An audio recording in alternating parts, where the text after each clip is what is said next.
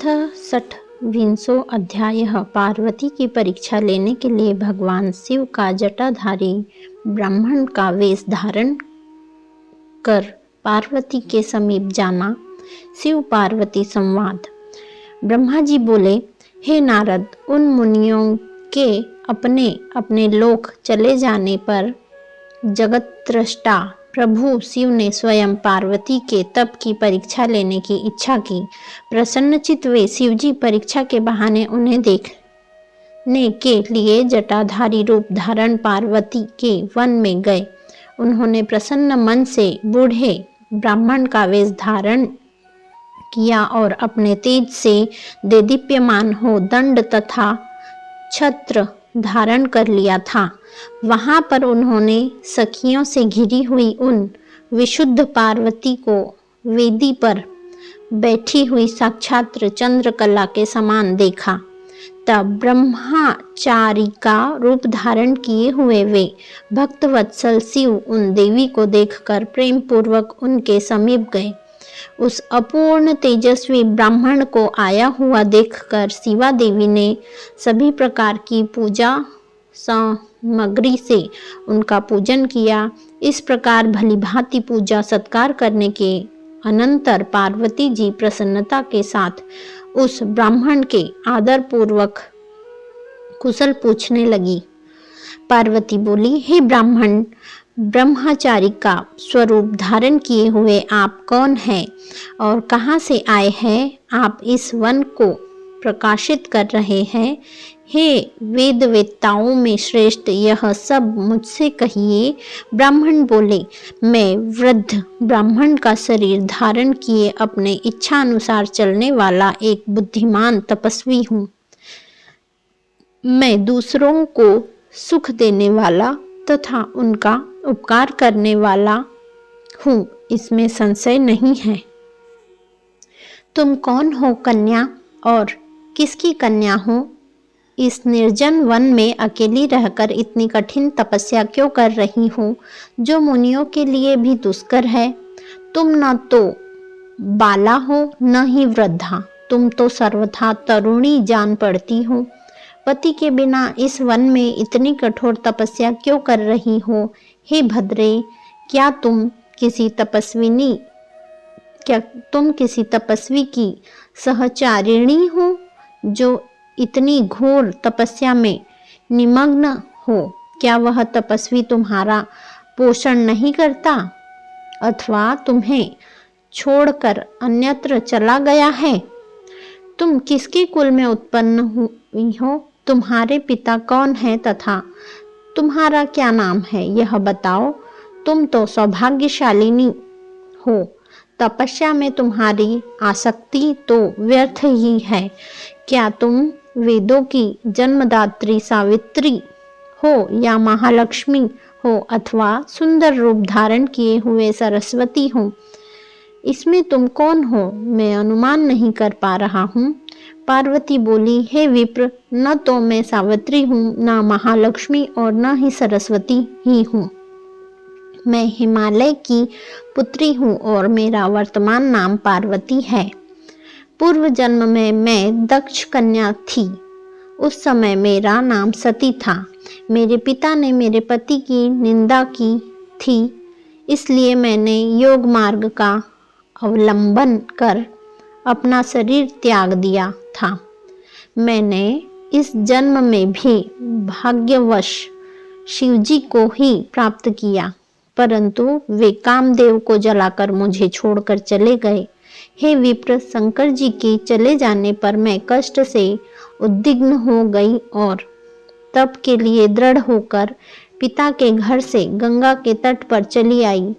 बहुत समय तक कठोर तपस्या करने के बाद भी मेरे प्राणवल्लभ सदाशिव मुझे प्राप्त नहीं हुए। इस कारण मैं अग्नि में प्रवेश करना चाहती थी, किंतु आपको देखकर क्षण मात्र के लिए रुक गई। अब आप जाइए। शिवजी ने मुझे अंगीकार नहीं किया, इसलिए मैं अब अग्नि में प्रवेश करूंगी। मैं जहाँ जहाँ जन्म लूंगी वहाँ भी शिव को ही वर रूप में प्राप्त करूंगी। ब्रह्मा जी बोले, इस प्रकार कहकर पार्वती ब्रह्मचारी द्वारा बारंबार निषेध करने पर भी अग्नि में प्रवेश कर गई। पार्वती के अग्नि में प्रवेश करते ही उनकी तपस्या के प्रभाव से वह अग्नि उसी समय शीघ्र ही चंदन के समान शीतल हो गई। क्षण भर अग्नि में रहने के बाद जो ही वे भूलोक जाने को उद्धत हुई, तब विप्र रूप शिव हंसते हुए उन सुंदरांगी से सहसा पूछने लगे। द्विज बोले, हे भद्रे, तुम्हारी यह कैसी तपस्या है? मुझे तो तुम्हारी इस तपस्या का कुछ भी फल नहीं जान पड़ता। इस अग्नि ने तुम्हारे शरीर को भी नहीं जलाया और तुम्हारा मनोरथ भी प्राप्त नहीं हुआ। इसलिए हे देवी, सब प्रकार का आनंद प्रदान करने वाले मुझ विप्रवर के सामने तुम अपना मनोरथ ठीक से कहो। हे देवी, तुम पूर्ण रूप से इस बात को यथा विधि कह दो। परस्पर बातचीत से हमारी तुम्हारी मित्रता हो गई, अतः तुम्हें इस बात को गोपनीय नहीं रखना चाहिए।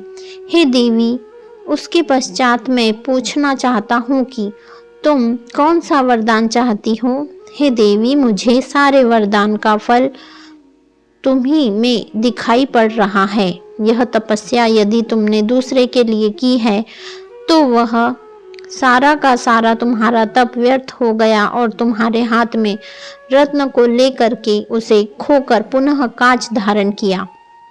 इस प्रकार की आपकी अपनी सुंदरता तुमने स्वयं क्यों कर दी? अनेक प्रकार के वस्त्र त्याग कर तुमने यह मृग चर्म क्यों धारण किया? इसलिए तुम इस तपस्या का सारा कारण सत्य सत्य बताओ, जिससे कि उसे सुनकर ब्राह्मणों में श्रेष्ठ मैं प्रसन्नता प्राप्त करूं। ब्रह्मा जी बोले, जब इस प्रकार उस ब्राह्मण ने पार्वती से पूछा, तब उन सुव्रता ने अपनी सखी को प्रेरित किया और उसके मुख से सारा वृतांत कहलवाया। तदंतर उस पार्वती से प्रेरित होकर पार्वती को प्राणों के समान प्रिय और उत्तम व्रत को जानने वाली विजया नाम की सखी उस ब्रह्मचारी से कहने लगी। सखी बोली, हे साधो, यदि आप इस पार्वती का श्रेष्ठ चरित्र एवं इसकी तपस्या का समस्त कारण जानना चाहते हैं तो मैं उसे कहूंगी, आप सुने। यह मेरी सखी पर्वतराज हिमालय की पुत्री है और पार्वती नाम से प्रसिद्ध है। इसकी माता मेनका है। अभी तक इसका विवाह किसी के साथ नहीं हुआ है। यह शिवजी को छोड़कर दूसरे को अपना पति नहीं बनाना चाहती। यह 3000 वर्ष से तपस्या कर रही है। हे साधो, हे द्विजोत्तम, उन्हीं के लिए मेरी सखी ने ऐसा तप आरंभ किया है। इसका भी कारण मैं आपसे कहती हूँ, आप सुने। यह पार्वती इंद्रादि प्रमुख देवताओं एवं ब्रह्मा विष्णु आदि को छोड़कर केवल पिनाक पाणी शंकर को ही पति रूप में प्राप्त करने की इच्छा करती है। हे द्विज, तपस्या प्राप्त करने के पूर्व मेरी सखी ने जिन वृक्षों को लगाया था उन सब में फूल फल आदि आ गए। अतः प्रतीत होता है कि मेरी सखी के मनोरथ पूर्ण होने का समय आ गया है। यह मेरी सखी नारद जी के उपदेश अनुसार अपने रूप को सार्थक करने के लिए, अपने पिता के कुल को अलंकृत करने के लिए और कामदेव पर अनुग्रह करने के लिए महेश्वर के उद्देश्य से कठिन तप कर रही है। हे तापस, क्या इसका मनोरथ सफल नहीं होगा? हे द्विजश्रेष्ठ, आपने मेरी सखी के जिस मनोरथ को पूछा था उसे मैंने प्रीतिपूर्वक कह दिया। अब आप और क्या सुनना चाहते हैं? ब्रह्मा जी बोले, हे मुने विजया की इस यथार्थ बात को सुनकर वे जटाधारी रुद्र हंसते हुए यह वचन कहने लगे। जटिल बोले, सखी के द्वारा जो यह कहा गया है वह तो परिहास मालूम पड़ता है। यदि यह यथार्थ है तो देवी अपने मुख से कहे। ब्रह्मा जी बोले, इस प्रकार जब जटाधारी ब्राह्मण ने कहा तब पार्वती देवी अपने मुख से ही उस ब्राह्मण से कहने लगी। इस प्रकार श्री शिव महापुराण के अंतर्गत द्वितीय रुद्र संहिता के तृतीय पार्वती खंड में शिवा जटिल संवाद वर्णन नामक 26वां अध्याय पूर्ण हुआ। श्री शिवाय नमस्तुभ्यम।